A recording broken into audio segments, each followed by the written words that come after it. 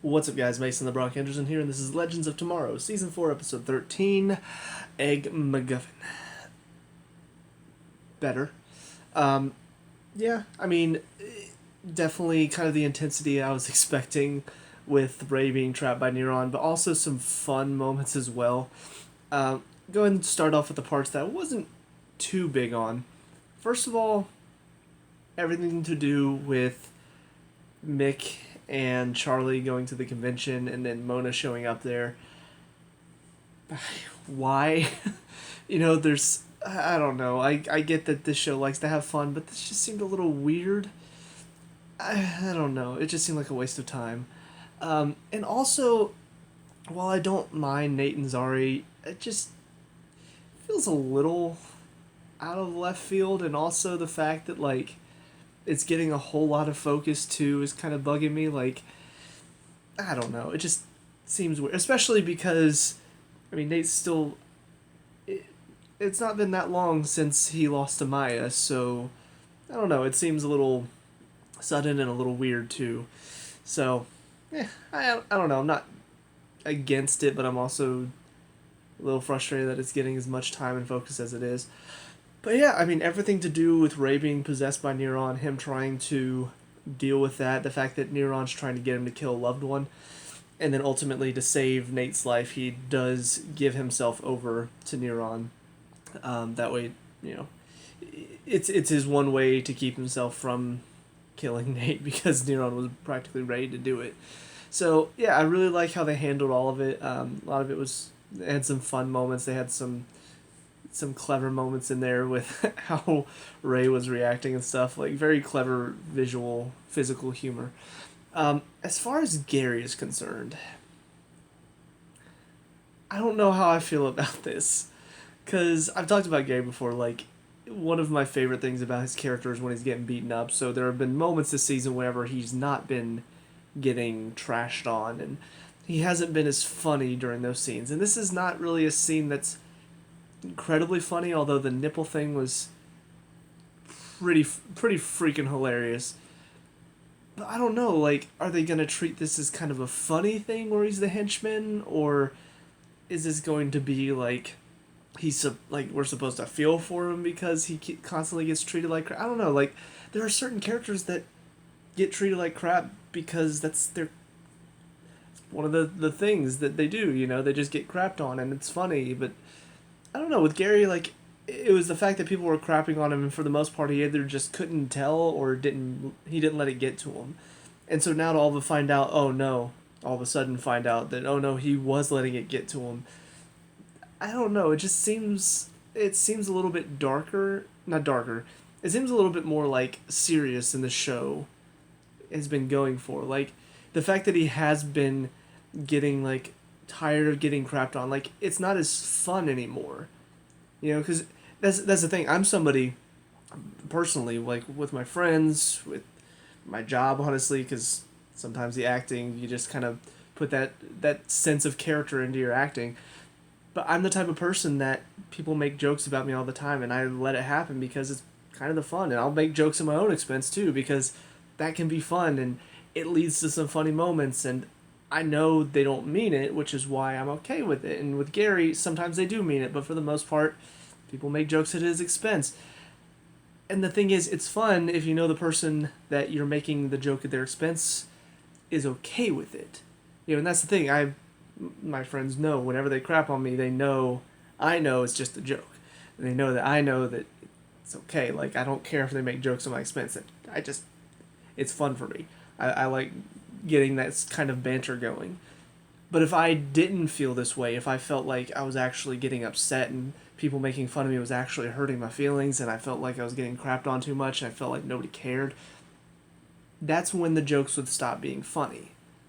And that's how I kind of feel like they did with Gary here. I don't know if that's what they're going for, but that's kind of how it made me feel. Is like, oh wait, he actually did feel bad all these times he got crapped on. He actually did take it to heart, and it was affecting him in a serious way. Now all of a sudden those jokes don't seem as funny anymore. Making jokes at Gary's expense does not seem as funny anymore. So I don't know. I feel like they kind of ruined that a little bit. if that's how they're going to take it. I mean, again, they could be using this for comedic potential. You know, Gary the underling at the time bureau suddenly becomes the underling for Neron. But even then, like, if he still feels this way, I still just feel like they've now ruined a lot of the jokes that are being made at Gary. Like, now all of a sudden they're not funny because he's clearly actually taking it to heart. So, I don't know. I just feel like that was a little bit of a mistake, but at the same time, the nipple thing was still hilarious. It was also kind of gross, but he brings his nipple back to him. He's like, "Here you go, have your removed nipple." God, it's such a Legends thing. It's hilarious. But yeah, so one of the other things that I really did like though is you do feel for the team. Like I was worried because when they realized that Ray was possessed by Neron, like I don't know, he was like, "Oh, you're possessed by Neron," and I don't know, it didn't seem like it hit him that much. But then once Ray was gone, and you know took Constantine with him, like you could see how it affected Nate, and even Sarah's like, "Crap," because he is a member of the team, and they are kind of a family, a weird, awkward, criminal type of family, but I mean they're still close, and losing a member of the team would affect them. So I feel like this is going to be something that's going to really put them to the test because, I mean, if Ray is possessed, there's only been one way that Constantine has been able to stop Neron before, and that's sending the soul of the person he's tied to hell. So, you know, it's kind of it's a scary situation that Ray is put in now because his own life is in danger, and his life is pretty much tied to Neron's at the moment. So, yeah, it's even though it's got its fun moments, I feel like the seriousness of the situation is kind of amped up now as we approach the end of the season. So we'll see what happens, but I think that's about it for this episode. I will say, I did kind of find it funny that, you know, the whole Nate and Zari thing I talked about, on the fence about it. I did find it funny that they saw all of this stuff. You know, Sarah tried to set them up on a date, on a mission, but she still sent them on a real mission. But they see all of these little clues and like, this isn't a real mission at all. She just sent us on a fake mission to get us on a date. Very clever, Sarah, but all these things are actually real going on around them. I don't know, I did find it funny, their reaction. They're like, alright, what are these, fake Nazis? She's like, no, this is real. And then they have to dodge the knife. I don't know, I did find that little bit funny. But aside from that, you know, all in all, it was a better episode than most of them have been this season. So I guess we'll see what happens from here. But anyways, on to the next one. See you there. Now episode 14, Nip Stuck. Yeah, this is more the zany Legends humor I think I'm kind of used to. Yeah, so guess let's address the elephant in the room. Gary's nipple freaks me out. Not gonna lie, definitely gonna have nightmares about that. Just bloop. Okay, anyways. But yeah, you know, it was pretty interesting to see that, just how it happened. A little disappointed that Mona had to be the one to save the day just because she's still not compelling or interesting character, and also she's still, sorry, just gonna say it, she's still a terrible actress. Oh my god, the scene where she was on the computer, when that one woman got called up for her performance review, then she hops on the computer, does some typing, and then some guy catches her. What are you doing here? I'm looking to see if the time is safe. Yep, it's all good. It's like she's trying to act awkward, but her acting is so bad that it comes off as awkward acting. Like, and then all of her delivery is so monotone and that's the thing. Even on a show like Supergirl or Arrow, where sometimes the characters do get just so you just want to in the face. Even when those characters get bad, the acting is still good. So it's like, you know, Felicity on Arrow. Hate her guts. She's the worst character to ever be written ever, and the writers treat her like she's amazing, and she's not. But Emily Bett Rickards is a good actress. She pulls it off. So even though I hate Felicity, it's not that I hate the actress. I hate the character.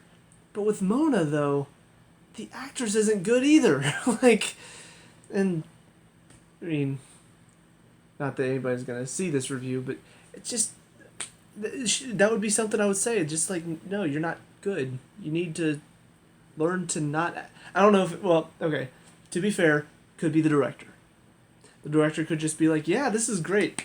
Good job. And then they're at fault for not telling her, hey, this is not a good performance. Like, you do not sound like a human. You sound weird. You sound like you're reading off of a card. So, anyways, but as far as the story is concerned, I mean, I did like where the story was going. I liked how they handled a lot of this. You know, the team being stuck in the avalanche did bring out some interesting emotions from some, you know, from specifically, you look at Mick and Sarah. I kind of like their little explosion at each other because Mick has always just been kind of a side character. You know, he's hardly ever involved in serious conversations, but in this instance, he actually got kind of pissed because this was something he cared about, this book convention, even though I didn't really care about it. But she yells at him for it, and he's just kind of like, well, what? You get to do all of this fun stuff, you get to go hang out with your girlfriend, and I go to do one thing that's my own personal time, and all of a sudden you're yelling at me for this? Like, he did bring a good point up, and Sarah also brought up the point that he's normally not somebody who cares about missions, and all of a sudden he cares about this one out of nowhere. Like, I don't know. It was pretty interesting to see them fighting because it seems like Mick. We know he's not a very complex character, you know, and he's not supposed to be. It's Mick Rory. But I do like it the moments when he is complex, you know, the moments when he does have something a bit deeper than just being a thug, because it makes him more likable. Because he's not. The thing is, he is a bad guy. He is a criminal. He's got a criminal's mind. But if you just make him very one note and don't give him anything else to his character, it's hard to like him. And you want to at least feel like your audience is going to like him. And personally, I think that's... I mean, he does bring a lot of humor, but these moments that he does show, whenever he's talking about his author stuff, honestly, those moments make him a bit more likable. And I think that's very important for a character like that. When he is such a criminal, you want to give him a bit more complexity. I thought that they did a good job with that here. But for the most part, you know, a lot of the funny scenes going on, they tell a lot of jokes in this show. This season, the jokes have not been hitting as much, but this episode, I thought they hit a lot more than they have been in the past. Just especially mainly focused around the team and some of the stuff going on there. I will say it's kind of funny. I've talked about how Nate and Zari are not really like my, you know, they're not bad, but they're also not my favorite part of the show. It's just like, I guess they work as a couple, maybe.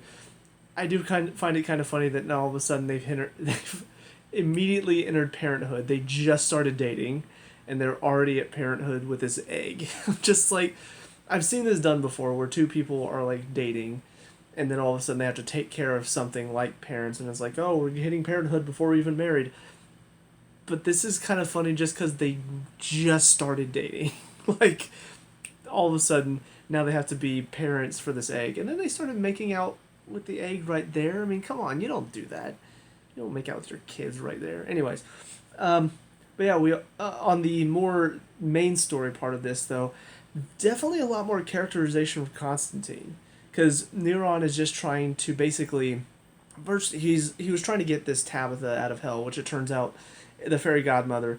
I don't know if that means that Tabitha is the fairy godmother or Tabitha like embodied the fairy godmother. I don't know exactly, but I guess by the way they're making it sounds like Tabitha is the fairy godmother and she just happens to be embodying this old woman, which of course I cringed whenever they made them kiss, and I'm just like, of course they would. But interesting that they're bringing her back again, because we do know how powerful she can be. But part of her problem is she has to find somebody that's going to accept her powers. So it'll be interesting to see what they decide to do with that. But they do have Mona with them. Nora's going after them. And the team is trying to figure out how to get them, like, I guess, stop them in the first place. Constantine makes the decision to go to hell for some reason. Don't exactly know why, don't know what his plan is, but it seems like he came up with a plan before he decided to do that. Um, it is kind of funny as soon as he fell down there and looked around, I'm like, hey, it's LA, right? Um, just a little joke about how horrible the streets are over there, and yeah, yeah. But yeah, just interesting to see that that's the decision he decided to make, and don't know what his plan is, but I'll be curious to see. He's got to have some plan, or else he wouldn't have done that in the first place. Because, I mean, why would he trap himself down there if he knows he needs? Anyways, but yeah, so very good setup. We've got 2 episodes left, so I'm pretty sure they're going to be mainly Neuron focused. Um, but it's a pretty exciting setup. I'm excited to see what they're going to do with it. So, yeah, that's about it for these two. So, let me know what you guys think down in the comment section below. What were your thoughts on these episodes? Let me know. We can talk about and discuss all that good stuff. Leave a like and subscribe. Future Legends of Review. The Legends of Tomorrow reviews. Sometimes I try to say words, but then I skip a word. Have you ever had that done before? Like, have you ever skipped a word before? It doesn't happen very often, but when it does, I've started to catch it a lot more. I'm like, I wanted to say Legends of Tomorrow reviews instead I said Legends of Reviews. Like, I skipped tomorrow. Don't we all skip tomorrow sometimes? Don't we all just think about what the next day holds, but then by the time you get there, it's not tomorrow anymore. You practically skipped it because you're thinking about the next day. So you just always skip tomorrow. What was in this? Alright, well, I will see you guys in the next video. Bye!